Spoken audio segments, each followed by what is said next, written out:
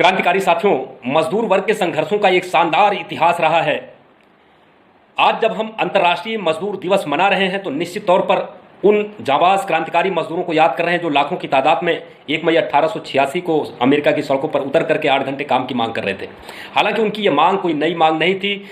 सन 1810 में लेनार्ड के मजदूरों ने रॉबर्ट ओवन के नेतृत्व में 10 घंटे काम की मांग को लेकर के संघर्ष किया था। उसके 6-7 साल बाद उन मजदूरों ने 8 घंटे काम, 8 घंटे आराम और 8 घंटे मनोरंजन की मांग को लेकर के संघर्ष किया था। तब से आंदोलनों का एक लंबा सिलसिला चलता रहा है और उसी सिलसिले में 1 मई 1886 का वो दिन आता है जब लाखों मजदूर सड़क पर उतर करके अमेरिका में 8 घंटे काम, 8 घंटे आराम और 8 घंटे मनोरंजन की मांग कर रहे थे। साथियों, उनके आंदोलन से पूंजीपति वर्ग थर्रा उठा और बौखलाहट में आकर के पूंजीपति वर्ग इन मजदूर आंदोलनों को हथियार के बल पर कुचलने का प्रयास किया। शिकागो में 3 मई 1886 को मजदूरों के जुलूस पर पुलिस ने गोलियां चलाई जिससे 6 मजदूर शहीद हो गए। इस घटना के विरुद्ध शिकागो के हे मार्केट में हजारों मजदूर इकट्ठा हुए। उन्होंने आंदोलन किया, विरोध की प्रदर्शन किया। उनके प्रदर्शन पर पुलिस ने फायर किया जिसमें 4 मजदूर शहीद हो गए। हालांकि इसके पहले एक बम विस्फोट भी हुआ था जिसमें 7 पुलिसकर्मी भी मारे गए थे। पुलिस प्रशासन का आरोप था कि ये बम विस्फोट मजदूरों ने किया है। जो भी हो, उसका आरोप पुलिस प्रशासन ने मजदूरों पर लगा करके 8 मजदूर नेताओं को गिरफ्तार कर लिया और उनके खिलाफ मुकदमे चलाए गए और उनमें से 1 मजदूर को आजीवन कारावास की सजा दी गई। शेष 7 मजदूरों को फांसी की सजा सुनाई गई। उन 7 में से 1 मजदूर नेता ने आत्महत्या कर लिया और 2 मजदूर नेताओं की फांसी की सजा को आजीवन कारावास में बदल दिया गया। बचे जो 4 मजदूर थे उनमें George Engel, Adolph Fischer, Albert Parsons और ऑगस्ट स्पाइस, इन चारों मजदूर नेताओं को 11 नवंबर सन 1886 को फांसी दे दी गई। साथियों, इसके बाद 1887 को मजदूरों ने फिर 1 मई को उन क्रांतिकारी शहीदों को याद किया और उनकी याद में जगह जगह आंदोलन और सभाएं हुए। साथियों, इसके बाद प्रतिवर्ष यह सिलसिला चलता रहा। 1889 में पेरिस में आयोजित सेकेंड इंटरनेशनल की कांग्रेस में, पहली कांग्रेस में यह तय किया गया कि 1 मई को पूरी दुनिया में सभी देशों में मजदूर लोग 8 घंटे काम, 8 घंटे आराम और 8 घंटे मनोरंजन के लिए आंदोलन करेंगे। इसके बाद सेकेंड इंटरनेशनल की एक बैठक में 1891 में यह तय किया गया कि दुनिया के सारे मजदूर 1 मई को अंतर्राष्ट्रीय मजदूर दिवस के रूप में मनाएंगे। तभी से अंतर्राष्ट्रीय मजदूर दिवस मनाने का यह सिलसिला चला रहा है। साथियों, आज जब हम अपने जांबाज क्रांतिकारी मजदूर शहीदों को याद कर रहे हैं तो उनकी बहादुरी को याद कर रहे हैं तो हमें कार्ल मार्क्स की वो बात भी याद आ रही है जो उन्होंने अपने विराट अध्ययन के बल पर आकलन करके कहा था कि आने वाले विश्व इतिहास का नायक यह मजदूर वर्ग ही बनेगा। साथियों, जिस वक्त कार्ल मार्क्स ने भविष्यवाणी की थी कि यह मजदूर वर्ग ही आने वाले विश्व इतिहास का नायक बनेगा, उस वक्त बड़े बड़े विद्वानों को भी यकीन नहीं हो पा रहा था कि यह मजदूर तबका जो दड़बानुमा घरों में, दड़बानुमा झोपड़ियों में जानवरों जैसी जिंदगी बसर कर रहा है, यह मजदूर वर्ग जिसको इसका मालिक 16-16 घंटे, 18-18 घंटे काम करवा कर इसका खून निचोड़ रहा है, यह मजदूर जो इतना शोषित, उत्पीड़ित और प्रताड़ित है, जिसकी समाज में कोई इज्जत नहीं, जिसको इसका मालिक संगठन तक नहीं बनाने दे रहा है, यह मजदूर वर्ग विश्व इतिहास का नायक बनेगा, यह किसी को यकीन नहीं हो पा रहा था। साथियों, लेकिन कार्ल मार्क्स के समय में ही 1871 में पेरिस कम्यून की क्रांति हुई। उस पेरिस कम्यून की क्रांति में फ्रांस के मजदूरों ने 18 मार्च 1871 में फ्रांस के पूंजीपतियों से जबरदस्ती सत्ता छीन लिया और 72 दिन सरकार चला करके दिखा दिया कि मजदूर वर्ग की सत्ता पूंजीपति वर्ग की राजसत्ता से बेहतर चलती है, मजदूर वर्ग पूंजीपतियों से बेहतर राजसत्ता चला सकता है। और साथियों, लेकिन 72 दिन बीतते बीतते दुनिया के सभी पूंजीपति इस घटना से थर्रा उठे और फ्रांस के आसपास के जितने पूंजीवादी देश थे सबने अपनी सेनाएं भेज करके फ्रांस में मजदूरों का बर्बर दमन किया और लाखों मजदूरों का कत्ल करके पेरिस कम्यून की क्रांति को खून की नदी में डुबो दिया। इसके बाद पूंजीपतियों ने यह सोचा था, यह आकलन किया था कि अब मजदूर वर्ग कभी सर उठाने की हिम्मत नहीं करेगा, लेकिन तब तक 1917 का वो दिन आया जब मजदूर वर्ग ने अपने नेता कॉमरेड लेनिन के नेतृत्व में एक कम्युनिस्ट पार्टी बना करके सन 1917 में उस जारशाही का तख्ता पलट दिया, जिसके पास 1,42,00,000 सैनिक थे।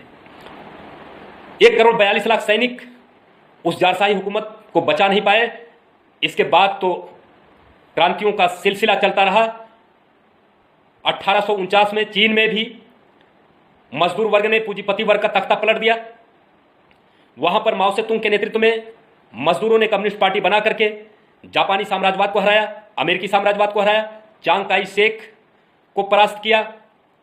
वह चांग काई शेक जिसके पास 72 लाख सैनिक थे, वो 72 लाख सैनिकों वाली फौज चांग काई शेक की हिफाजत नहीं कर पाई और वहां उसका तख्ता पलट हो गया, मजदूर वर्ग का राज आ गया।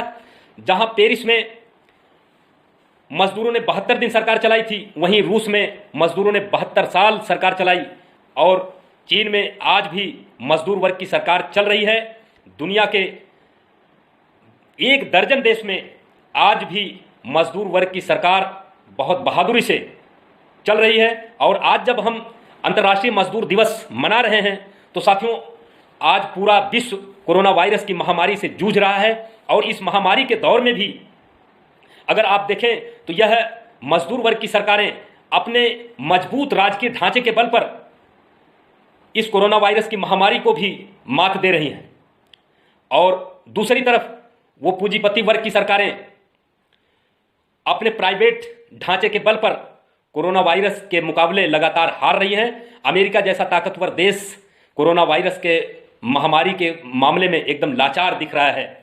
साथियों, वहीं समाजवादी देश, वहीं जो कम्युनिस्ट देश हैं, उन कम्युनिस्ट देशों ने अपने यहाँ कोरोना वायरस की महामारी से लड़ते हुए उसको हराया और अब दूसरे देशों में भी लोगों की मदद कर रहे हैं, मानवता की रक्षा कर रहे हैं। साथियों, ये हमारे मजदूर वर्ग का क्रांतिकारी इतिहास रहा है और वर्तमान भी उनका बहुत ही शानदार दिखाई दे रहा है, लेकिन इसका एक काला पक्ष भी है। साथियों, मजदूर वर्ग का काला पक्ष भी है। आज यह मजदूर वर्ग जो कभी हमारे देश में, हमारे भारत में जो कभी 1857 जैसी क्रांति करके अंग्रेजों के दांत खट्टे किए थे, यह मजदूर वर्ग जो कई आंदोलनों में सरकार को हिला करके रख दिया था, यह मजदूर वर्ग आज जातियों की राजनीति में फंस करके, जातियों का संगठन बना करके, धर्म के झगड़ों में फंस करके बुरी तरह से असहाय और कमजोर बन गया है। इतना असहाय और कमजोर यह मजदूर वर्ग कभी नहीं था। आज ये जातियों धर्मों में बटा हुआ मजदूर वर्ग इतना असहाय, इतना कमजोर है कि एक होमगार्ड जो है जब डंडा पटकता है तो हजारों की भीड़ इस तरह से तितर बितर हो जाती है जैसे भेड़ों के झुंड में कोई शेर पहुंच गया। सब लोग इस तरह से तितर बितर हो जा रहे हैं। किसी की हिम्मत नहीं पड़ रही है कि उस होमगार्ड से पूछ लें कि तुम्हें डंडों से पीटने का अधिकार किसने दिया। साथियों, जातियों धर्मों में बटे हुए मजदूर वर्ग का यही हश्र होना था। आज मजदूर वर्ग जगह जगह लॉकडाउन की स्थिति में फंसा हुआ है। सरकार ने बगैर टाइम दिए लॉकडाउन की घोषणा कर दिया, बगैर किसी तैयारी के लॉकडाउन की घोषणा कर दिया। इनके पास पर्याप्त टाइम था, चाहते तो पहले से तैयारी करके लॉकडाउन करते, लेकिन बगैर तैयारी के लॉकडाउन कर दिया। मजदूर वर्ग जगह जगह फंसा हुआ है। आज हजारों मील वो पैदल चल करके अपने घरों की तरफ आ रहा है, सोच रहा है कि इस मरने के वक्त कम से कम अपने परिवार में जाकर के मरे। आज वो भूख से मरने के कगार पर दर दर की ठोकरें खा रहा है। उसके ऊपर से पुलिस की लाठियां उसके पीठ पर पड़ रही हैं। उसके संवेदनशील अंगों पर पुलिस लाठियां मार मार करके लहूलुहान कर दे रहा है। ये पुलिस इतना बर्बर दमन इस मजदूर वर्ग का कर रहा है कि उसे यह भी नहीं मालूम कि यह लाठी, उसकी वर्दी और उसके खाने का इंतजाम यह मजदूर वर्ग ही करता है, या मजदूर वर्ग ही उसके आवास, उसके बच्चों की पढ़ाई लिखाई, हर चीज का इंतजाम ये मजदूर वर्ग ही करता है। ये पुलिस प्रशासन इसका ध्यान नहीं रखता। साथियों, उन मजदूरों को आज जगह जगह कान पकड़ करके उठाए बैठाए जा रहे हैं, लाठियों से पीटा जा रहा है, उन्हें मेढक की तरह कुदाया जा रहा है, उन्हें सजा के तौर पर कहीं दंड बैठक कराया जा रहा है, कहीं सजा के तौर पर पेड़ों पर टांग दिया जा रहा है और कहीं कहीं तो मजदूरों को पकड़ करके क्वारंटाइन में डाल दिया जा रहा है। कोई उनका पुरसा हाल नहीं। साथियों, जिस तरीके से मजदूर प्रताड़ित हो रहा है, यह सिर्फ इसलिए कि यह मजदूर वर्ग पूंजीपतियों के बहकावे में आकर के जातियों धर्मों की राजनीति में फंसा हुआ है। आज जब कोरोना वायरस की महामारी में यह शोषक वर्ग लाचार हो गया है, असफल हो रहा है, तो अपनी असफलता का ठीकरा फोड़ने के लिए सारा जिम्मेदारी इन मजदूरों किसानों के ऊपर मर रहा है। कभी कहीं दलितों को आरोपित किया जा रहा है, कहीं मजदूरों को आरोपित किया जा रहा है, कहीं तबलीगी जमात को सारा आरोप मढ़ा जा रहा है, कहीं पूरे देश के मुसलमानों के ऊपर सारा आरोप मढ़ा जा रहा है, कहीं पड़ोसी देश पाकिस्तान पर आरोप मढ़ा जा रहा है, तो कहीं चीन के ऊपर आरोप मढ़ा जा रहा है। ये अपनी विफलता का सारा श्रेय दूसरों पर डाल करके, मजदूरों किसानों पर डाल करके ये खुद बचना चाह रहा है। और ये मजदूर किसान भी, इसकी चेतना का लेवल इतना आज गिर गया है, समझ में नहीं आता कि ये मजदूर जो भगत सिंह के आदर्शों को भूल गया है, चंद्रशेखर आजाद, अशफाकुल्ला खां के आदर्शों को भूल गया है, बिरसा मुंडा, तिलका मांझी के आदर्शों को भूल चुका है। ये मजदूर वर्ग आज तमाम क्रांतिकारियों के आदर्शों को भूल करके इसने कौन से आदर्श तय किए हैं? आज का जो ये नौजवान है, ये कौन सा आदर्श तय किया है? सारे आदर्शों को भूल करके ये नाचने गाने वालों को, फिल्मी हीरो हीरोइनों को अपना आदर्श बना दिया है। क्रिकेट खेलने वाले पूंजीपतियों को अपना आदर्श बना लिया है। ये मजदूर वर्ग इस तरह के आदर्श गढ़ लिया है, तो इस तरह के आदर्शों की नकल करने पर मजदूर वर्ग का यही हश्र होना था। अगर यह मजदूर वर्ग भगत सिंह के आदर्शों पर चलता तो किसी की हिम्मत नहीं पड़ती कि इनके ऊपर कोई आंख दिखा देता। साथियों, ये शोषक वर्ग कितनी भी बड़ी फौज हो इसके पास, कितनी भी बड़ी ताकत हो, लेकिन जिस दिन ये नौजवान तबका भगत सिंह के आदर्शों को पकड़ लेगा, उस दिन दुनिया की कोई ताकत इस मजदूर वर्ग को सता नहीं पाएगी।